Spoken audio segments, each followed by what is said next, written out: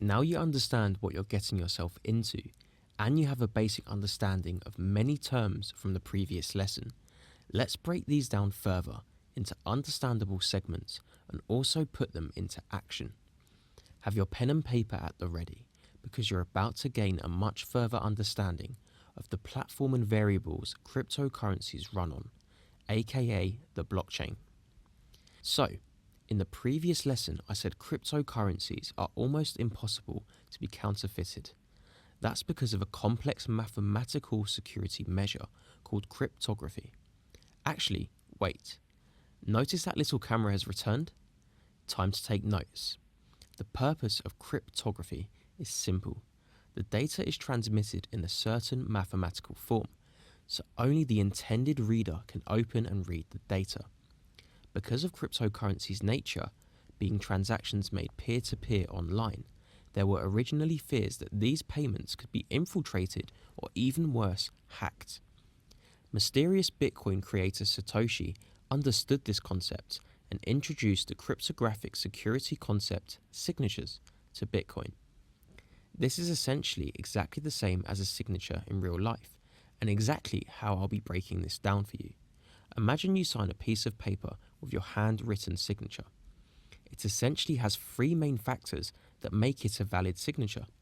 Verification. This should validate the signature is yours. Replication.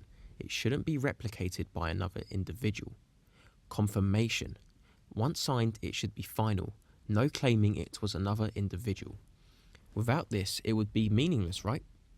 Although in real life, there is still a risk of the signature being duplicated. Digital signatures solve this through a feature called keys. The way cryptocurrencies work is you are provided a public key and a private key for your crypto wallet, with the public key created from the private key via the mathematical equation just stated. As the name states, the public key is what you share with everybody, either for transparency of what's in the wallet or to send and receive transactions to this address. The public key will never technically be linked to your personal details unless you add that information yourself. The private key is then essentially the real key, where the owner of the key has complete access to its designated address and can actually control the funds inside the wallet and more.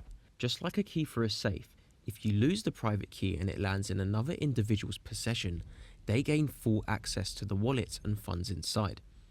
So in conclusion, every transfer ever made involving cryptocurrencies has been processed through a blockchain.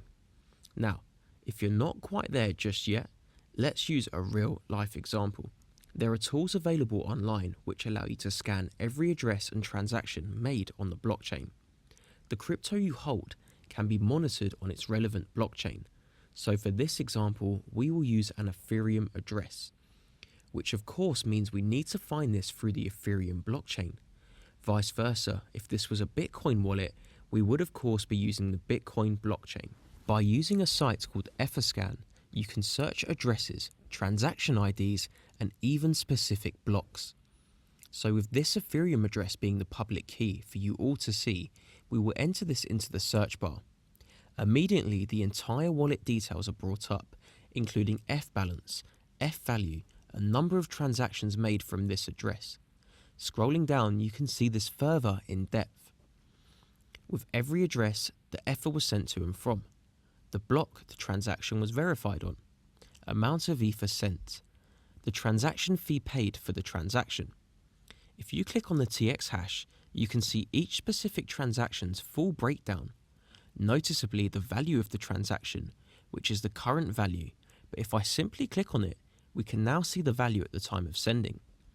If you haven't already realized, it's almost impossible to identify the owner of this wallet because there is no name or single detail identifying this to a certain individual. This is why it's a public key, as the whole world can monitor and track it, but they will never be able to access it or know the real owner, unless they specifically had their name linked to the public key. Even if I click one of the addresses the Ether was sent to, we can go through this exactly the same as the first address and never identify the owner of the wallet. More interesting is the transaction for 9,976 F, which at the time was worth just over $444,000, and right now worth over $3 million in a space of 215 days. You can't get more proof than that. So you can see clearly now, having the public key does give you fair transparency in what you can see. But the private key is what defines us from a viewer of the wallet to the actual owner. The private key, and storing this in the safest way presently known, has been dedicated its own series of lessons in Chapter 5. So once you've actually completed the course, the final chapter is already prepped for you to become unhackable. Until then, you still need to know how it works, right? So picture this. The wallet you've just seen is public and available on the internet for all to see. But we only viewed this through a blockchain explorer, meaning it wasn't actually made on the page we saw. And even if we had the private key, we wouldn't be able to access anything from that site, as it's simply a viewing tool, so to speak. That means this wallet had to have been created somewhere, and as I previously mentioned, the public key we are looking at is actually the result of a mathematical equation based off the creation of the private key.